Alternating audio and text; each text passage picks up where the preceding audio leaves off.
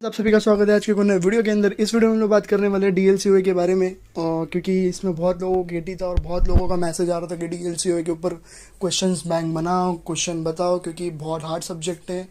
I understand. Same 3 में डीएलसीओए है, same 4 में माइक्रो प्रोसेसर है, फिर सेम 5 में CN करके, फिर सेम 6 में CSS करके पूरे हार्डवेयर के पार्ट्स। I understand.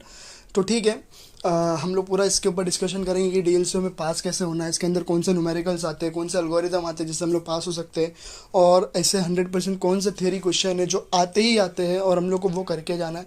सारा चीज़ इस वीडियो में डिस्कशन करेंगे, स्टेप बाय स्टेप जाएंगे। जैसे हम लोग पहले सिलेबस एक्सप्लेन करते हैं, सिलेबस के अंदर मैं हम लोग को बहुत इंपॉर्टेंट चीज़ बताता हूँ जो कि आप लोग को सुनना रहता है, लेकिन बहुत लोग नहीं सुनते, उनका लॉस्ट होता है। और उसके बाद एंड में हम लोग क्वेश्चन बैंक के बारे में बात करेंगे, और क्वेश्चन बैंक में न्यूमेरिकल्स, कौन से न्यूमेरिकल्स है जो कंफर्म आते हैं उसके बारे में भी बात करेंगे। तो सबसे पहले हम लोग सिलेबस की तरफ चलते हैं। सिलेबस में क्या सिलेबस है, वेटेज वेटेज पूरा सब सारा डिस्कशन करेंगे। और एग्ज़ाम को अभी भी 2 दिन बचा हुआ है, तो क्या पढ़ सकते हैं उसके अंदर, वो सारा चीज़ डिस्कशन करेंगे। ठीक है, तो फटाफट हम लोग सिलेबस के ऊपर चलते हैं। सो गाइज, ये अपना सिलेबस कॉपी, अगर आप लोगों को भी ये सिलेबस कॉपी चाहिए तो इंस्टाग्राम पे जाओ, वहाँ पे मूसा नोट्स ड्राइव, बायो में मूसा नोट्स ड्राइव करके मिलेगा। उसके अंदर सारा चीज़ अवेलेबल है, टेक्नोलॉजी है, टेक्नियो है, फिर उसके अंदर नोट्स भी अवेलेबल है, सारा चीज़ अवेलेबल है। और क्वेश्चन बैंक जो है वो आधे घंटे में इंस्टाग्राम पे अपलोड हो जाएगा। तो सबसे पहले हम लोग बात करते हैं मॉड्यूल नंबर 1 के बारे में, जो कि कंप्यूटर फंडामेंटल। इस मॉड्यूल का वेटेज है 15 to 20 मार्क्स का वेटेज है। इसमें कंपलसरी क्वेश्चन आते हैं। कौन से कंपलसरी क्वेश्चन है वो मैं बताता हूँ। सबसे पहले तो नंबर सिस्टम के कन्वर्जन पूछते हैं, binary to octal, octal to binary है, ऑक्टेल टू हेक्साडेसिमल है, सारे क्वेश्चन के अंदर पूछते हैं बाइनरी के और नंबर सिस्टम के ऊपर। इतना क्लियर है। फिर कोड्स के ऊपर ग्रे को कोड्स या नंबर दे देंगे, फिर कन्वर्ट करने बोलेगा ग्रे कोड्स में, फिर BCD एक्सेस, ये सारी चीज़ इंपॉर्टेंट है। और बुलियन अलजेब्रा एक्सप्रेशंस के ऊपर भी क्वेश्चंस आते हैं इसमें से। तो कंपलसरी बुलियन अलजेब्रा के ऊपर इतना नहीं आता है, बट कंपलसरी क्वेश्चन जो है वो नंबर सिस्टम पे आता ही आता है। 5 मार्क्स के लिए, कभी कभी 10 मार्क्स के लिए भी पूछ लेता है। क्लियर है इतना। उसके बाद लॉजिक गेट्स के बारे में बात करो, एंड गेट, और gate, NOT gate, NAND gate, ये सारा चीज़ लॉजिक गेट्स के ऊपर आता है क्वेश्चन। बट कौन सा क्वेश्चन आता है वो क्वेश्चन बैंक में अपने पास है, क्वेश्चन है, उसके ऊपर डिस्कस करेंगे। बट मेरे ख्याल से अगर आप लोग के पास 2 दिन बचा हुआ है तो गेट्स के ऊपर जाने की ज़रूरत नहीं है, क्योंकि मोस्टली अगर पूछा तो पूछा, एक क्वेश्चन पूछता है और नहीं तो नहीं पूछता है। फिर overview of computer organisation and architecture का, इसका डिफरेंस पूछता है। कंप्यूटर ऑर्गेनाइजेशन का तो ब्लॉक डायग्राम पूछते हैं, या तो फिर इसका दोनों का डिफरेंस पूछते हैं। ठीक है, ये क्वेश्चन हो गया। इस मॉड्यूल का वेटेज जैसे मैंने बताया 15 to 20 मार्क्स है। और इसमें से एक और क्वेश्चन है जो कि ध्यान से सुनना, ये है नॉन न्यूमन मॉडल के ऊपर एक क्वेश्चन आता है 5 मार्क्स के लिए। और जो मैंने बताया था कि ब्लॉक लेवल फंक्शनल यूनिट्स, जो आप लोग को 1.6 में दिख रहा है ना, वो दोनों करके जाना, क्योंकि वो दोनों में से एक आता ही आता है। क्लियर, इसका वेटेज है 15 to 20 मार्क्स। मॉड्यूल नंबर 2 की बात करूँ, data representation and arithmetic algorithms, इस मॉड्यूल का वेटेज है 30 to 40 मार्क्स। 30 से ऊपर नहीं जाता है, इतना कंफर्म बता दूंगा, लेकिन अगर पेपर इस बार इजी बनेगा तो 40 मार्क्स तक भी जा सकता है। इसमें से आप लोग को बाइनरी अर्थमेटिक, इसमें से मल्टीप्लिकेशन का क्वेश्चन कंफर्म आता है यूजिंग बूथ्स एल्गोरिथम का, जो 2.2 दिख रहा है ना, बूथ्स एल्गोरिथम मल्टीप्लिकेशन का कंफर्म क्वेश्चन आता है। और एक क्वेश्चन आता है रेस्टोरिंग एंड नॉन रेस्टोरिंग का डिवीजन मेथड के ऊपर। बट नॉन रेस्टोरिंग के ऊपर एक क्वेश्चन पूछा था 2 साल पहले, 1 साल पहले, लास्ट टू लास्ट ईयर में, ये नॉन रेस्टोरिंग डिवीजन एल्गोरिथम के ऊपर एक क्वेश्चन पूछा था।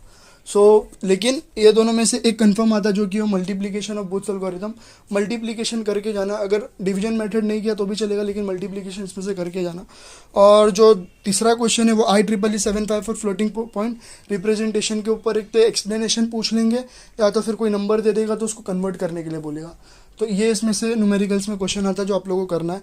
और दूसरा जो है वो है वंस कॉम्प्लीमेंट एंड टूस कॉम्प्लीमेंट के ऊपर क्वेश्चंस आते हैं। नंबर दिए रहेंगे, हम लोग को कन्वर्ट करना रहेगा, कन्वर्जन में इसके क्वेश्चंस पूछते हैं। ठीक है, मॉड्यूल नंबर 3 की बात करूँ, प्रोसेसर ऑर्गेनाइजेशन एंड आर्किटेक्चर। इस मॉड्यूल का भी अच्छा खासा वेटेज है, 20 मार्क्स तक का वेटेज है इस मॉड्यूल का। इस मॉड्यूल से हाफ एडर, फुल एडर के ऊपर क्वेश्चन आता है, मर्ज डिमक्स के ऊपर क्वेश्चन आता है, या शॉर्ट नोट पूछेंगे इनकोडर या डिकोडर के ऊपर। क्लियर है इतना। अभी introduction to flip flop, SR/JK/DT, SR flip flop के ऊपर एक शॉर्ट नोट क्वेश्चन पूछ सकते हैं वो लोग। और JK फ्लिप फ्लॉप का उन लोग डायग्राम वायग्राम एक क्वेश्चन है, क्वेश्चन बैंक में जो दिया हूँ वही क्वेश्चन करना। पूछेगा तो वो एक ही जेके फ्लिप फ्लॉप पे पूछेगा, वरना नहीं पूछेगा। और एसआर फ्लिप फ्लॉप का शॉर्ट नोट करके जाना। तीसरा जो है वो है इसके अंदर इंस्ट्रक्शन साइकिल पूछता है शॉर्ट नोट के अंदर। फिर एड्रेसिंग मोड्स के डिफरेंट एड्रेसिंग मोड्स करके एक्सप्लेनेशन पूछेगा, या तो फिर एड्रेसिंग मोड्स के ऊपर आप लोग को एक न्यूमेरिकल देखने मिलेगा। आप लोग को पूरा एक डेटा दे देते हैं, उसके ऊपर पूरा एड्रेसिंग मोड्स के जितने भी है ना वो परफॉर्म करने बोलते हैं। ये 2 चीज़ हो गया। क्या क्या इसमें से बोला हूँ मैंने?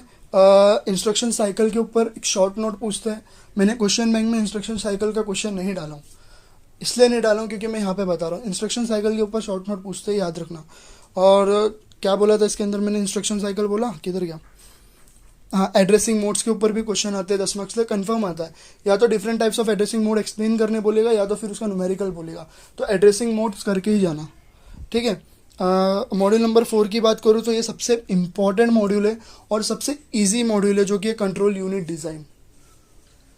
हार्डवेयर कंट्रोल यूनिट और माइक्रो प्रोग्राम कंट्रोल यूनिट का डिफरेंस पूछेंगे, या तो फिर वो दोनों का हार्डवेयर कंट्रोल यूनिट का स्टेट टेबल मेथड या डिले एलिमेंट्स मेथड पूछ लेंगे। मेरे पास इसका अच्छा खासा एक नोट्स है hardware control micro program unit, hardware control unit के ऊपर। जो जब मैं क्लास में सेकेंड ईयर में था ना, तो मैंने एक नोट्स बनाया था इसके ऊपर। बहुत ईजी है, बस उतना थियोरी करके आना, टेबल और डायग्राम बना के जाना। इसमें 10 मार्क्स ले क्वेश्चन आता है, लेकिन ये दोनों में से कंफर्म देखने मिलते हैं। तो डिफरेंस मिलेगा, या तो फिर हार्डवेयर कंट्रोल यूनिट का या माइक्रो प्रोग्राम कंट्रोल यूनिट का देखने मिलेगा। इसके साथ साथ आप लोग को इसके साथ एडवांटेजेस एंड डिसएडवांटेजेस भी करने पड़ेंगे, ठीक है। तो पूरे मार्क्स मिलते हैं।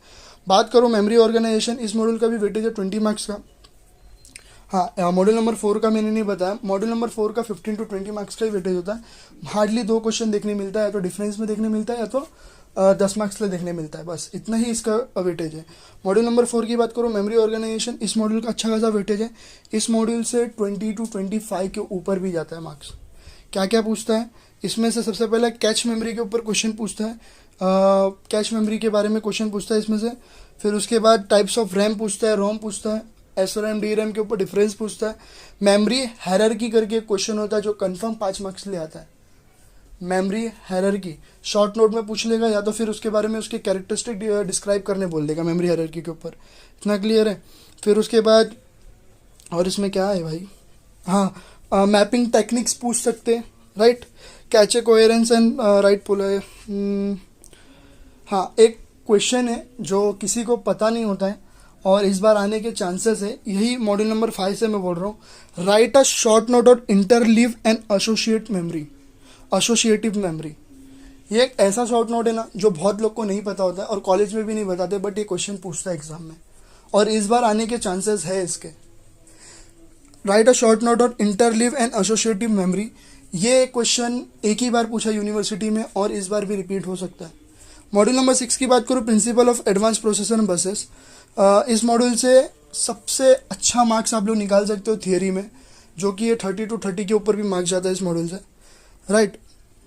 फ्लेंथ क्लासिफिकेशन करके जाना इस मॉड्यूल से, जो कि कंपलसरी आता है। उसका ब्लॉक डायग्राम सारा चीज़ बना के रख देना।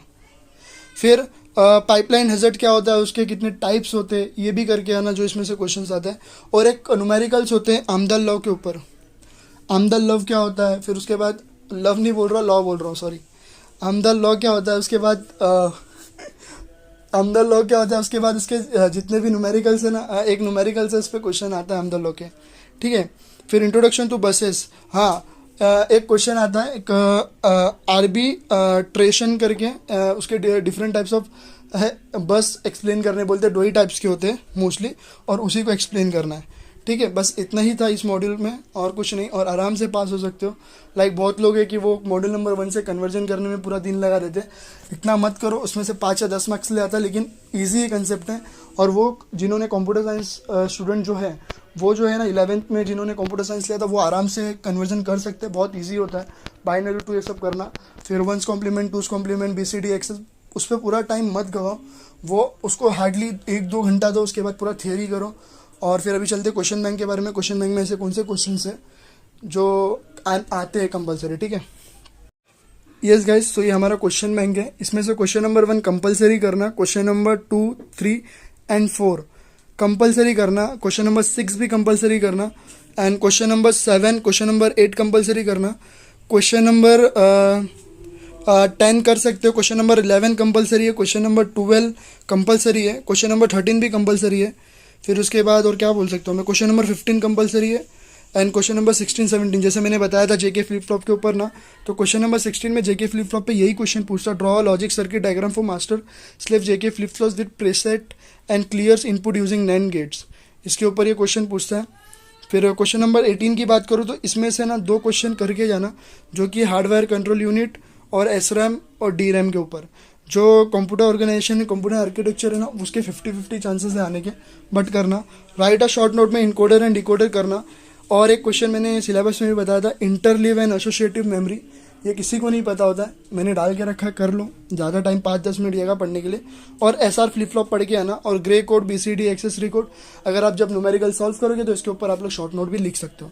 न्यूमेरिकल की बात करूँ तो convert the following number two IEEE important है, मैंने बताया था, इसके ऊपर क्वेश्चन आते हैं। Multiply the following number using booth algorithm, बहुत इंपॉर्टेंट है। अगर आप लोग को इसके ऊपर क्वेश्चंस भी चाहिए तो मुझे नहीं मैसेज मत करना तुम लोग, अगर आप लोग को इसके ऊपर क्वेश्चन चाहिए तो मैं डाल दूंगा।